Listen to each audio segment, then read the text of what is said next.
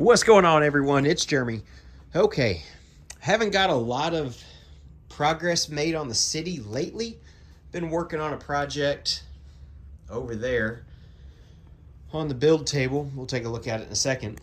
One of the things that I've kind of been trying to just figure out passively right now is if I want to incorporate this, my haunted house, and my entire custom graveyard scene into the city, basically in this area. And as you can see, we'll do an overhead view. We have road, we have road, we have problem. I got a cold again. Man, I've never had more than one cold in a winter, and I think this is my third one just this year. So I've got a dilemma. The first one is, do I want to use this in the city right here? Or do I want to build that haunted house that's in my backlog and place it there instead? And just put this back on the shelf right there for now. So dilemma number 1 or 2. Option B would be to change this plate from a 48 by 48 to just a 36 by 48 and basically cut off the whole front of it. So it would kind of probably just go right along there, and I'd probably relocate, especially like the little haunted house ornament that's right there that goes basically for that set. I'd probably push that back. I'd keep the tree for sure, but I'd lose a lot of that just to make it like that.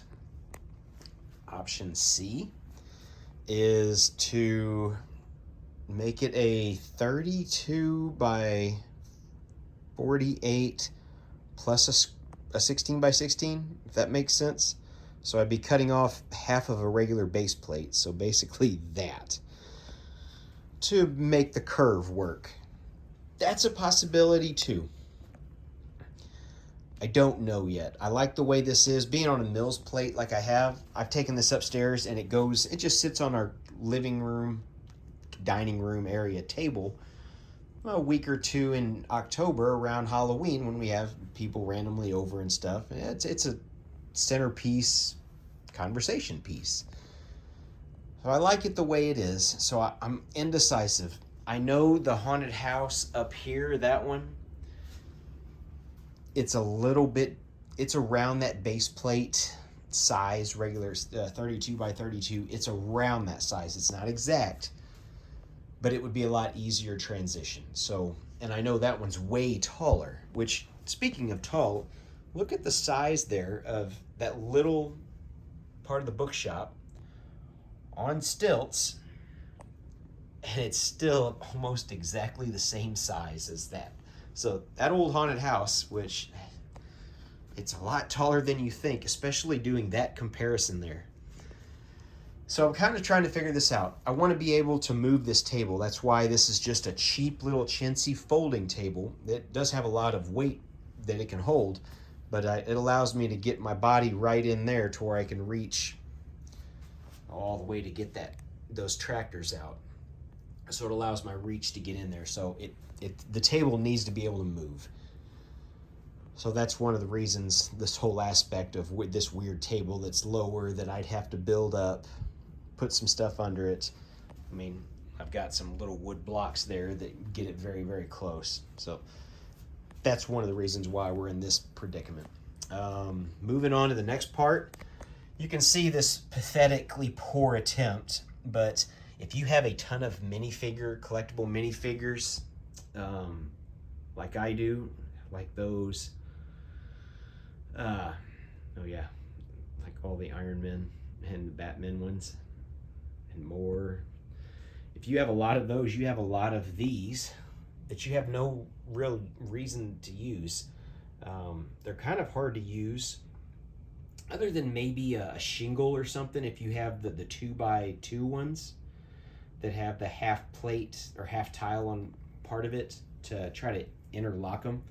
But that's what I'm going to use. I'm going to make it a lot better and add railing and spruce it up. But I think I'm going to use something to that effect for my sky bridge to get to my monorail, which I'm going to try to incorporate this station, and you can see the steps, how they were or are, into that and figure something out. See, there's railing there, and it may be a simple design. I don't know. I have a lot of gold pieces. Gold goes really well with black for contrasting colors. So you can see I've done a ton of them and we're still way short, but I can bring that up a little bit. I can bring it up probably a brick just off of the rock wall. I'll have to tile that whole studded area, and I'll probably add a fence line all down through there. I've got a ton of black fencing to use anyway. So yeah, that's a very good possibility. That's what we're going to end up using. I've bought another piece for the monorail, so right now it's on hold because, man, who knew splitters were so expensive? Straight track pieces, if you can get them for less than 28 bucks before shipping, you're doing pretty good. A splitter piece, which is going to go right there that splits it, I think I paid 38 bucks for just the splitter, and that was the cheapest I could find on Bricklink after going through about 30 different pages for US sellers. I live in the US, so it's cheaper for that. If I want to buy something from, like, say, Germany, they're going to charge me $30 in shipping for one piece. So then if I'm not making a $100 or $200+ order, it's not worth it. So the deal is, we're going to put a splitter here, and I want to kind of wait till I get the splitter done, and it's on a really short list. Put it about right here. That way I can split it and have it run right along the top of the train. And I think what I'm going to do is put a station either right here or right here. If I do it right here, I can just have them go right in the back door of the Daily Bugle.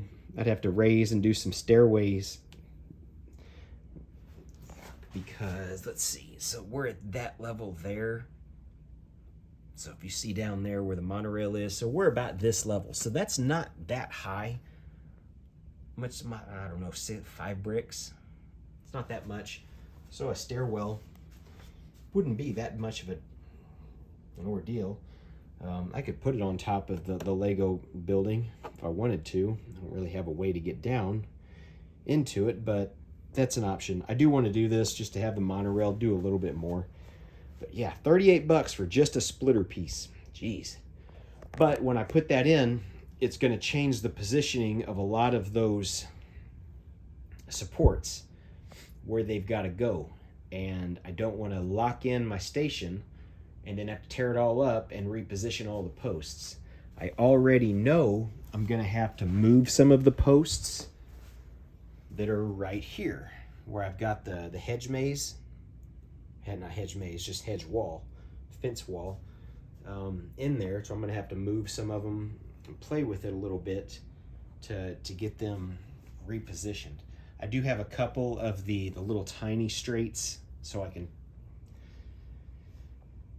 in a perfect world, I could just use a couple of them and everything would line up perfect, exactly to the stud.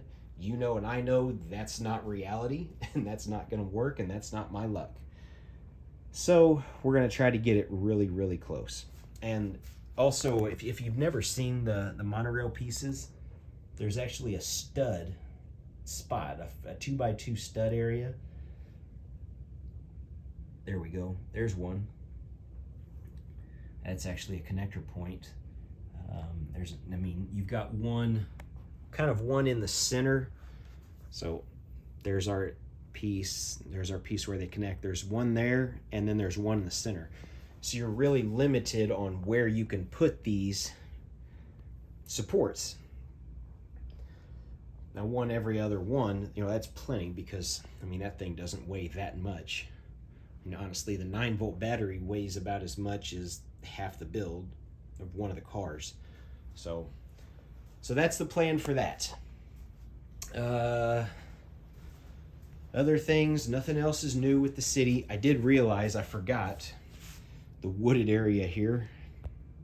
Go back, I'm way too close. Yeah, the wooded area, I've got to plate that off, or yeah, I've got all these green plates like that.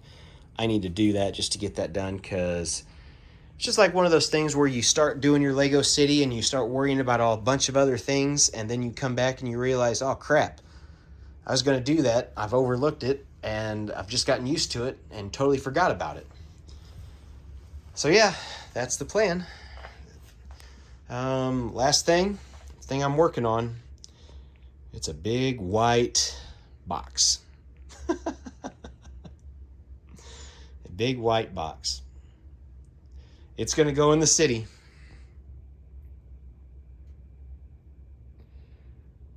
I got to get a lot more pieces for it once I get the top of it done. But anyway, I'll do a video on that once I get it complete.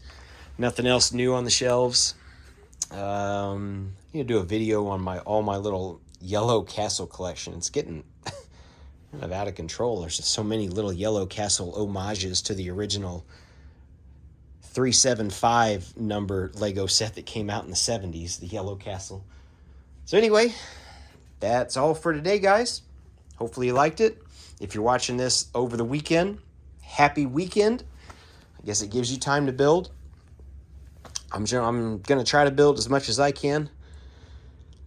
Yeah, I need to get this building done. I need to get, as soon as the pieces come in for that monorail, we'll get it done. We're going to have it come down through here. We might get creative with it, who knows. The back of that building's kind of bland. So, who knows? We might think of something. All right. Thanks for watching, everyone. I hope you liked it. If you have any comments or suggestions on any of it, especially that area or the monorail area, let me know. It may spark an interest or set off a light bulb above my head and give me an idea. We'll see you in the next one.